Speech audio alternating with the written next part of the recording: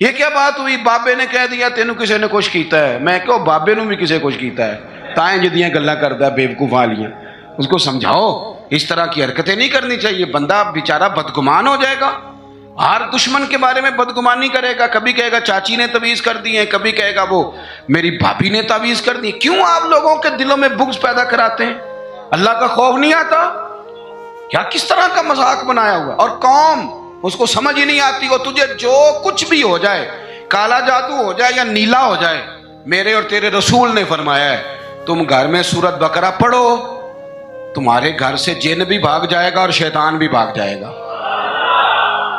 اسوہ حسنہ ہمیں یہ سبق دیتا ہے کہ اپنا ٹائم اپنی ذمہ داریوں پہ خرچ کریں، ادھر ادھر ٹائم نہ ضائع کریں. ہمارا ٹائم دوسروں کی ذمہ داریوں کا پتہ کرنے میں خرچ ہوتا ہے. یعنی جہاں بھی لوگ بیٹھیں گے کہیں گے فلانا کچھ بھی نہیں پہ کرتا، فلانا پیر دیکھو نا کڈا تگڑا ہے، کوئی کام نہیں کرتا، فلاں آدمی دیکھو کتنا مالدار ہے. تو یہ تو آپ کا ذمہ ہی نہیں. اس نے جو اپنی ذمہ داریوں کا حساب دینا ہے وہ اس نے اللہ کو دینا ہے. میری بات کی سمجھ آ رہی ہے؟ دیکھیں نبی پاک علیہ السلام نے دیوس کو پسند نہیں کیا. یعنی اس کے گھر میں بے حیائی ہو رہی اور کہ میں شریف آدمی ہوں کسی کو کچھ کہہ ہی نہیں سکتا، یہ دیوس ہے، بے غیرت ہے. کہ گھر کے اندر بے حیائی ہو رہی ہے اور کہتا جی میں شریف ہوں، یہ شرافت نہیں ہے. شریعت اسلامیہ غیرت مندی کا سبق بھی پڑھاتی ہے. تو میرے نبی پاک علیہ السلام نے تصوف کا، طریقت کا، عبادت کا، معرفت کا یہ والا ذوق بھی دیا اور پورا دیا، اور اسے بھی چھوڑا نہ کریں. آپ یقین کریں جتنا مزہ سجدے کا ہے، کمال ہو گئی جتنا مزہ. ایک نا دوست میرے پاس آئے تو بڑے پریشان تھے اور ان کی چہرہ بتاتا تھا کہ بڑا رو رو کے آئے. پھر آ کے انہوں نے مجھ سے شکایت کی کہ اس طرح فلانے نے کہا ہے، یہ والی تکلیف دی ہے. تو حضرت صاحب کیا کریں، لوگ بلا وجہ الزام لگاتے ہیں. میں نے آخیا سچ دس کرما لیا جنہ سواد اج سجدے دا آیا ہی پہلا بھی کدی آیا سی. اس نے کہا نہیں. تو میں کیا پھر دا مطلب ہے دکھ دے چنگے ہوندے نے نا، یہ جب آئیں تو بندہ سجدہ تو کھل کے کرتا ہے نا، رب کے سامنے رو تو لیتا ہے نا. تو اسی لیے تو اقبال نے کہا تھا نا بچا بچا کے تو رکھ اسے، تیرا آئینہ ہے وہ آئینہ، شکستہ ہو تو عزیز تر ہے نگاہ آئینہ ساز میں. ٹوٹے ہوئے دل تو بڑے کمال ہوتے ہیں، ٹوٹے ہوئے دل تو بڑے کمال ہوتے ہیں. محبت کے لیے دل ڈھونڈ کوئی ٹوٹنے والا، محبت کے لیے دل ڈھونڈ کوئی ٹوٹنے والا، یہ وہ شے ہے جسے رکھتے ہیں نازک آبگینوں میں. میرے عزیز نبی پاک صلی اللہ علیہ وسلم نے وہ والا سبق بھی دیا، اور ساتھ حضور نے مضبوط اعصاب. یہ ہمارے بچے نوجوان ڈرے ڈرے سے، پریشان سے، پتہ نہیں کیا ہونے لگا ہے، غریبی آ گئی، کام نہیں ملتا، حالات خراب ہیں، گھروں میں عورتیں روتی پریشان ہوتی، پھر ان کو وہ بابے بھی مل جاتے ہیں جنہوں نے اور کوئی کام نہیں. جمعرات والے دن سویرے 9 تو 11 تویز لکھنا ہے، تو پھر عصر تو مغرب تویز لکھنا ہے، تو پھر اتوار والے دن نویں سرے تو بس کر دیں یار، کوئی کسی بات کی حد بھی ہوتی ہے. مجھے تو نہیں ملا کہ حضرت غوث پاک کس دن تعویذ دیتے تھے. تعویذ جائز ہے پر کون سا ٹائم رکھا ہوا تھا حضرت غوث اعظم نے؟ بتائیں تعویذ دینے کا کوئی بتائے. حضرت بہاؤالحق نقشبند بخاری کس تاریخ کو تعویذ لکھتے؟ خواجہ اجمیر کی کون سی تاریخ تھی تعویذوں کی؟ وہ تعویذ نہیں دیتے تھے، وہ جو آتا تھا اسے رسول اللہ کا دین دیا کرتے تھے، وہ قرآن و حدیث کے سبق پڑھایا کرتے تھے. واپس آؤ، اصل کی طرف سفر کرو. یہ کیا بات ہوئی؟ بابے نے کہہ دیا تینوں کسی نے کچھ کیتا ہے. میں کہو بابے نو بھی کسی کچھ کیتا ہے. تائیں جدیاں گلاں کردا ہے بیوقوف والیاں. اس کو سمجھاؤ اس طرح کی حرکتیں نہیں کرنی چاہیے. بندہ بیچارہ بدگمان ہو جائے گا. ہر دشمن کے بارے میں بدگمانی کرے گا. کبھی کہے گا چاچی نے تعویذ کر دی ہے، کبھی کہے گا وہ میری بھابھی نے تعویذ کر دی. کیوں آپ لوگوں کے دلوں میں بغض پیدا کراتے ہیں؟ اللہ کا خوف نہیں آتا؟ کیا کس طرح کا مذاق بنایا ہوا. اور قوم اس کو سمجھ ہی نہیں آتی. وہ تجھے جو کچھ بھی ہو جائے، کالا جادو ہو جائے یا نیلا ہو جائے، میرے اور تیرے رسول نے فرمایا ہے تم گھر میں سورۃ بقرہ پڑھو، تمہارے گھر سے جن بھی بھاگ جائے گا اور شیطان بھی بھاگ جائے گا. تو پڑھو نا جو نبی پاک نے تعویذ دیا ہے، اس سے آگے کو تعویذ ہو سکتا ہے؟ چھوڑ دیں ادھر ادھر بھاگنا. اور بڑا مسئلہ ہو تو سورہ فلق اور ناس پڑھ کے سویا کریں. یہ دم ہمارے نبی پاک نے بتایا ہے. تو ساڈے نبی دی زبان ساڈے واسطے قرآن. اس لیے یہ کچی پکی باتیں، بزدلوں والی باتیں، وہ سام سے ڈرنے والے بعد میں رسیوں سے بھی ڈرنا شروع ہو جاتے ہیں۔ ابھی تک یار مطلب اب تو مجھے غصہ آتا ہے، اتنا بڑا قد کاٹ ہے، جوان ہے، دور سے آ گیا کہتے ہیں پیر صاحب کئیاں بندیاں نے میری کتاب کٹی ہے، انہاں میں نے دسیا بھی تینوں کسے کچھ کیتا ہے۔ میں نے کہا یار بس کر، مطلب اتنا تو جوان آدمی ہے، تیری تو بات سن کے غصہ آ رہا ہے، کیا تو بات کرتا ہے؟ اللہ سے ڈر، اٹھ باندھ کمر کیوں ڈرتا ہے، پھر دیکھ خدا کیا کرتا ہے۔ اپنے اندر ہمت پیدا کریں، سنیں۔ حضرت انس بن مالک رضی اللہ تعالیٰ عنہ فرماتے ہیں، یہ اسوہ رسول کانفرنس ہے نا، تو دیکھیں ہمارے صحابہ ہمارے سامنے حضور کا اسوہ، حضور کے صحابہ کیا بیان کرتے ہیں۔ حضرت انس بن مالک کہتے ہیں ایک رات مدینہ شریف میں کونے سے خوفناک آواز آئی، شدید آواز۔ اب لوگ جمع ہونے لگے کہ ادھر سے آواز آ رہی ہے، کسی نے نیزہ پکڑا ہے، کسی نے تلوار منگائی ہے، لوگ کٹھے ہو رہے ہیں۔ یہ کبھی آ جائے نا کونے سے آواز تو مسئلہ خاصا بن جاتا ہے، ان تے تسی چپ کر کے پہ سن دے ہو نا، لیکن رات کو نا اگر بلی بھی ہو نا چھت پہ اور وہ کچھ ہلکی ہلکی بجا رہی ہو، اندھیرا ہو گہرا، تو بندے سے موبائل نہیں نکالا جاتا تکیے کے نیچے سے، کہتا چپ کرو۔ لیکن تقریریں کرنا سننا آسان کا نا، وہ کہہ دیتے ہیں سن لیتے ہیں بات ختم ہو جاتی، لیکن اس کی گہرائی میں تو اترے نا حقیقت کیا ہے۔ یعنی خوفناک آواز آ رہی، اور صحابہ دلیر لوگ تھے، پر وہ نیزے جمع کر رہے تھے، تلواریں نکال رہے تھے کہ جا کے دیکھیں ادھر کیا ہے۔ حضرت انس بن مالک کہتے ہیں ہم ابھی پروگرام بنا رہے تھے اس طرف بڑھنے کا، تو ہم نے دیکھا اللہ کے رسول اس طرف سے واپس آ رہے تھے، ہاتھ میں نیزہ پکڑا ہے، گھوڑے پہ سوار ہیں، اور ابو فرمانے لگے سو جاؤ چپ کر کے، میں دیکھ آیا ہوں، جانور لڑ پڑے تھے، وہ آوازیں نکال رہے تھے، دیکھ آیا ہوں، سو جاؤ کچھ بھی نہیں۔ حضرت انس کہتے ہیں کمال ہو گئی، رسول پاک کا وہ انداز بہادری والا، دلیری والا، وہ ہماری طبیعتوں کو جوان کر جایا کرتا تھا۔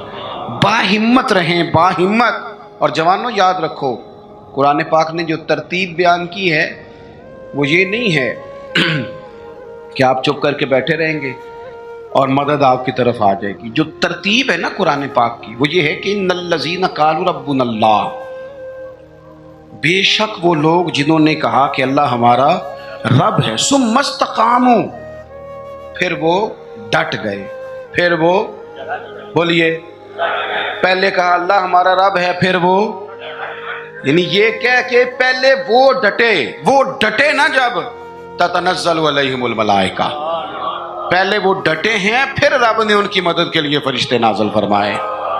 پہلے ڈٹنا ہے، مدد کو فرشتے آئیں گے، لیکن پہلے آپ ڈٹیں تو صحیح، لیکن آپ ڈٹ ہی نہیں رہے۔ آپ کہہ رہے ہیں مدد آئے گی، بھئی آپ تھوڑا کھڑے ہوں، تھوڑا سٹینڈ لیں۔ جب آپ ڈٹ جاتے ہیں پھر اللہ تعالیٰ مدد بھی فرما دیا کرتا ہے۔ درود شریف پڑھیں بآواز بلند۔ تو ایک تو نبی پاک علیہ السلام کی سیرت مبارکہ ہمیں عبادت کا، ریاضت کا سبق پڑھاتی ہے، دوسرا دلیری کے اسباب، اور تیسری بات، توجہ ہے میری بات پر، یہ مووی بن رہی ہے جی، 2-4 لوگ بنا رہے ہیں، اگر سارے ہی آپ موبائلوں پہ لگ جائیں گے تو پھر تقریر کس کو سنانی ہے۔ 2-1 باتیں بس اور عرض کرنی ہے، آپ میری بات پر غور فرمائیں۔ اور تیسری بات حضور کے اسوہ نور کی، جس کو خاص کر کے اپنے ذہن کے اندر رکھیں۔ نبی پاک علیہ الصلوۃ والسلام نے نا مختصر وقت میں انقلاب برپا کیا ہے۔ حضور کا جو تبلیغ دین کا پیریڈ ہے نا وہ صرف 23 سالوں کا ہے۔ کتنا؟ یعنی 40 سال کی عمر مبارک میں اعلان نبوت فرمایا، اور 23 سال آپ کو ہزاروں میں احادیث کا ذخیرہ ملتا ہے۔ نبی پاک علیہ الصلوۃ والسلام نے قافلے ترتیب دیے، مجاہدوں کی صفیں بنائیں۔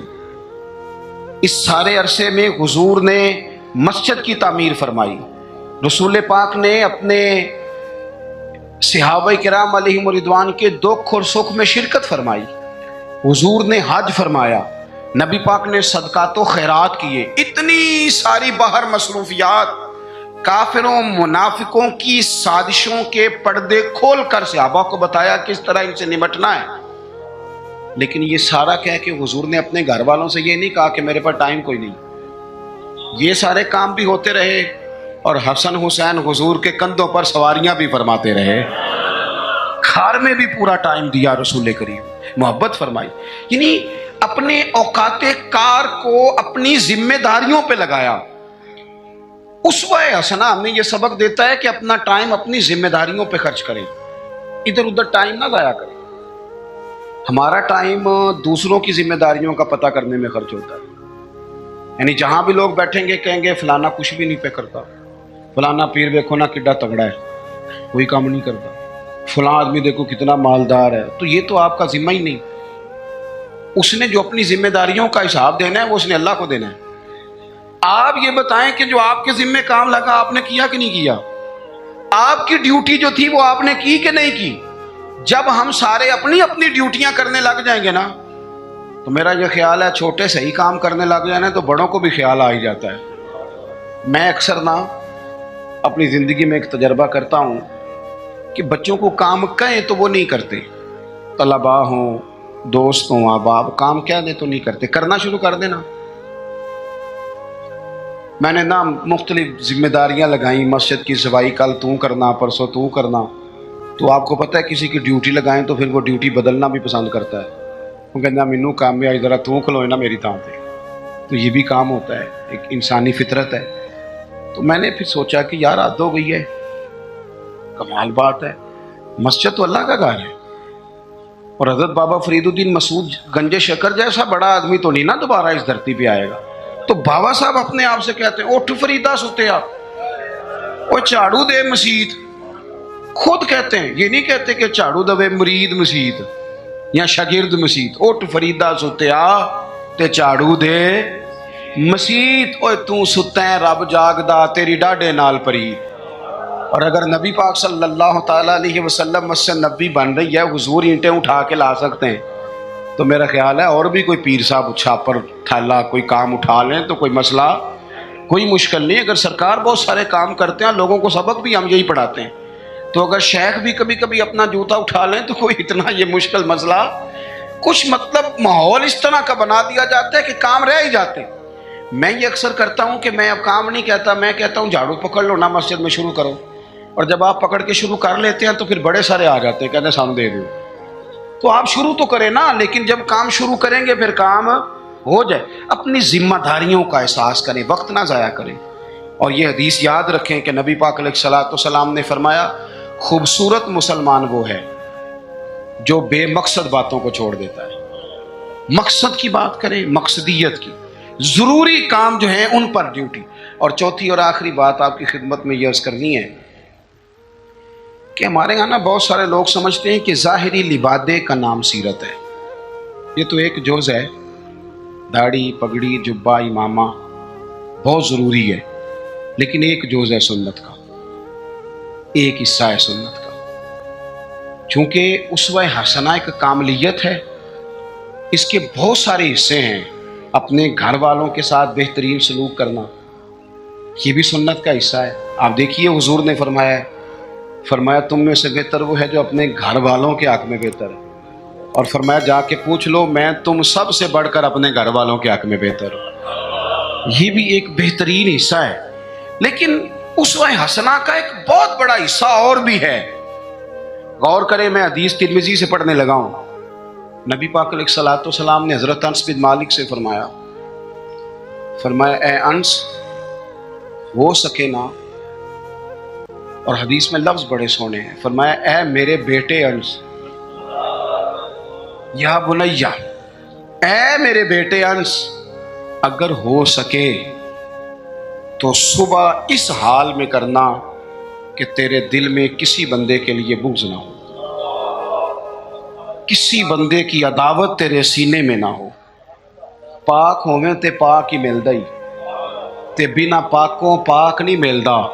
ते सारे जिस्म दे धोण दे नालों इक्को धोला टुकड़ा दिल दा। फरमाया अंस, अगर हो सके तो सुबह इस हाल में करना कि तुम्हारे दिल में किसी का बुग़्ज़ ना हो, अदावत ना हो।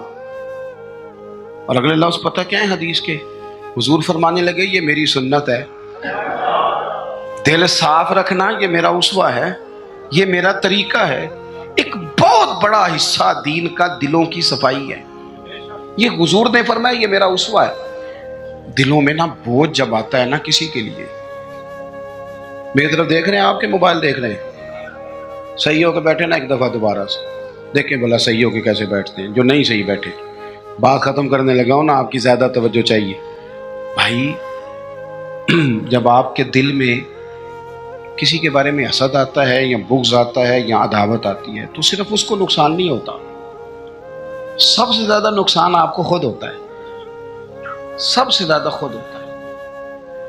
ہمارے صوفیاء نے ایک عنوان بیان کیا جسے شماتت کہتے ہیں، یعنی کسی کو تکلیف میں دیکھ کے خوش ہونا۔ یہ بہت بڑا بوجھ ہے۔ نبی پاک صلی اللہ علیہ وسلم نے فرمایا کسی کی تکلیف پر کبھی خوش نہ ہونا، ورنہ اللہ تعالیٰ اسے اس تکلیف سے نجات دے دے گا اور تمہیں اسی میں مبتلا کر دے گا۔ کیا کہا تھا میاں صاحب نے؟ دشمن مرے تو خوشی نہ کریے، اللہ کرے تو انو سمجھ آئے۔ اتنی شادی کر کے ہمارے بزرگ ہمیں بات سمجھاتے، کہتے ہیں دشمن مرے کیوں بلا، سجنا بھی تو مر جانا ہے، یہاں تو انہوں نے بچ جانا ہو تو پھر تو ٹھیک ہے، خوشی کس بات کی؟ دشمن مرے خوشی نہ کریے کیونکہ سجنا بھی تے مر جانا ہے۔ ڈیگر تے دن آیا ہے محمد تے اوڑک نو ڈوب جانا ہے، اثر تو ہو گئی ہے، پیچھے بچا کیا ہے؟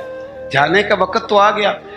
دل کے اندر بوجھ نہیں، آپ تنگ ہو جائیں گے، ورنہ ہر وقت اسی کے بارے میں سوچیں گے اپنا کام رہ جائے گا۔ نکل آئیں اس معاملے سے بالکل آزاد، دل صاف، جو کر رہا ہے وہ اللہ کو حساب دے لے گا۔ اور اگر کبھی کسی کے لیے کرنا بھی ہو تو یہاں اسے دعوت دیں دین کی، یہاں اس کے لیے دعا کریں۔ ہم ساری زندگی لوگوں کو ڈسکس کر کے گزار دیتے ہیں، اپنی طبیعت سے بوجھ اتاریں۔ حسد، بغض، عداوت، کینہ، یہ سب بوجھ ہیں، یہ آپ کے دل کو وزنی کر دیں گے۔ آپ مشکل درویش کہتے ہیں ویسی کسی دے کچھ بھی نہیں لگ دے تے نہ کوئی ساڈا دردی۔ اور حضرت بابا صاحب نے کہا تھا اٹھ نہ بھولیا، وہ چلو اتھے بسیے جتھے بس دینی ساری انے، نہ کوئی ساڈی ذات پچھانے نہ کوئی سانو منے، ورنہ بندہ مشکل میں آ جاتا ہے۔ آپ یقین کریں اگر بندے کو مسئلہ بن جائے نا، میری طرح کے لوگوں کو مسئلہ بن جاتا ہے، وہ تسی استقبال کرن نہیں آئے، تسی ہار لے کے کھڑے نہیں ہوئے، تم پتہ نہیں ماں بدولت آ رہا ہے۔ میں نے دیکھا ہے کہ جناب اتنی خستہ حالت ہو جاتی ہے، اور یہ کئی سیاسی سماجی لوگ، میں علاقے کا بڑا ہوں، میں یہاں سیاسی آدمی ہوں، میں سماجی، وہ بیچارے جلسہ سنن آ جان نا سرکار دی محفل، تو وہ بھی پیچھے بہ کے نہیں سن سکتے، وہ پہ تون اچھی کر کر کے نقیب نو دس دینے میں آ گیا ہوں، تیری مہربانی کر کو میرے نام دا بھی اللہ کسی طریقے۔ تو یہ تو دکھ ہے اندر کا، یہ تو آپ کو چھوٹا کر دے گا۔ بڑا تو بڑا ہی ہوتا ہے، وہ یہاں بیٹھے پھر بھی بڑا ہی ہے، وہاں بیٹھ جائے تو پھر بھی بڑا ہی ہے، صدر ایوان صدر میں ہو پھر بھی صدر ہے، اور اپنے گھر چلا جائے تو پھر بھی، یہاں کسی چیز کا افتتاح کرنے آ جائے تو پھر بھی۔ تو یہ بوجھ اتار دیں، حضور نے فرمایا یہ بھی میرا اسوہ ہے، اتار پھینک کے آپ یقین کریں آپ روٹین کی زندگی جیئیں گے، آپ سکون میں آ جائیں گے۔ ہماری کئی دفعہ شان ہوتی کوئی نہیں میری طرح کے بندے کی، لیکن وہ خود ہی اپنی شان بنا لیتا ہے، خود بخود ہی بنا لی، خود بخود ہی ارادہ کر لیا، خود بخود ہی کہہ لیا میری، اس سے نکل آئیں۔ آپ کو محسوس ہوگا طبیعت ہلکی پھلکی ہو گئی، آپ اپنے ماحول کے اندر، میں آپ کو ذمہ داری سے کہتا ہوں، ذمہ داری سے، میں رات نا کوئی 3 بجے کے قریب جا کے تھک گیا تھا، مجھے تھوڑی تکلیف بھی رہتی ہے، میں تھک گیا تھا، اور میں ایک دفعہ چلا گیا آدھے گھنٹے کے لیے، حالانکہ ہم لوگوں کو کہتے رہتے ہیں رات جاگنے والی، میں نے کہا ذرا وضو تازہ کرتا ہوں، چائے کا کپ شاپ پیتا ہوں، لیکن جب میں آیا نا تو ایک بندہ بالکل ان پڑھ، بالکل ان پڑھ، اس کو میں دیکھ رہا تھا، وہ مغرب سے نفل پڑھ رہا تھا، تو اس بندے کا چہرہ دیکھا، اس کی کیفیت دیکھی، اور اس کے سجدے کا ذوق دیکھا، وہ کئی بارے جڑے جوڑ کر کر کے پڑھ دینے وہ بڑے شوق نہ پڑھ دینے، تو وہ اس کا جب انداز دیکھا نا تو مجھ سے بڑے لوگ کہتے ہیں، پر میں نے پھر اس کے کان میں جا کے کہا، میں کہو سجنا میرے لیے دعا کری، کہتے پیر صاحب میں کراؤں، میں کہ میں تینوں دلوں پہ آنا رسم نہیں پہ ادا کرتا، میں تیری کیفیت دیکھتا ہوں۔ تو مطلب تھوڑا سا ایسے نا، مطلب بہت سارے لوگ ایسے ہیں جن کو میری طرح کے لوگ باتیں کرتے رہ جاتے ہیں، اور وہ سن کے رب رب زیادہ کر لیتے ہیں، وہ سن کے اللہ اللہ زیادہ کر لیتے ہیں۔ عمل کا رستہ اختیار کریں، یہ حضور کا اسوہ ہے، اپنے دلوں کے اندر وسعت پیدا کریں۔ ہمارے درویش ہمیں کہتے ہیں 14 طبق میرے دلے دے اندر تے میں تمبو وانگوں تاڑے ہو، دل دریا سمندروں ڈونگے کون دلا دیاں جانے ہو، اپنے دل کو بڑا کریں، یہ حضور کا طریقہ ہے۔ اللہ اس مجلس مبارکہ کو قبولیت کا شرف عطا فرمائے۔ آخر دعوایا ان الحمد للہ رب العالمین۔